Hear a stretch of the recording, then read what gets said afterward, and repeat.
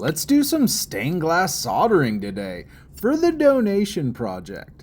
I figured there'd be too many redundancies if I covered soldering both sun catchers.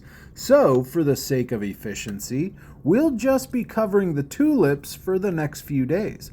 But fret not, as there's gonna be some good stuff coming up.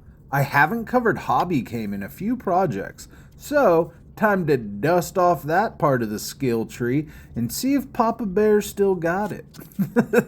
One thing I'll need to keep in mind, knowing I'll be using hobby cane, is how the bottom is slightly uneven in the middle. Because lead hobby cane is so malleable, it's really easy for the border to take on edge inconsistencies rather than covering it up. Let's be real, no one's perfect. So learning how to hide imperfections is a great skill to have, but more on that in the coming days. Now that the love taps and good vibes are safely secured in the stained glass project, we solder. I felt a little froggy for this one, so I decided to hop around. Just get the solder laid down, all nimbly bibbly. Super troopers, what's up? But seriously, I just blobbed on the solder with no F's given, just the uglier the better.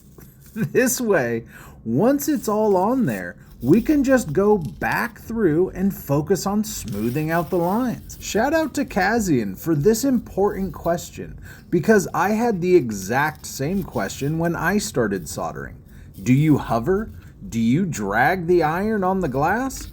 Every time I tried to hover the iron, I would get ripples in my solder because I do not have the steadiest of hands. So, what's my solution? Great question. If you pay attention to my soldering iron tip, I've found a best of both worlds approach that works for me.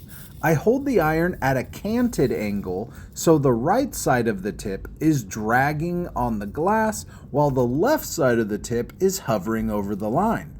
The dragging allows for more stability, therefore less ripples, and the hovering allows for bubblier lines.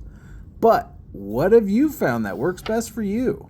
Let me know in the comments. Thank you so much for watching. Be sure to tap the follow button if you don't mind, as it's one of the best ways you can help my channel reach more people either starting out, continuing on, or just plain old interested in stained glass art.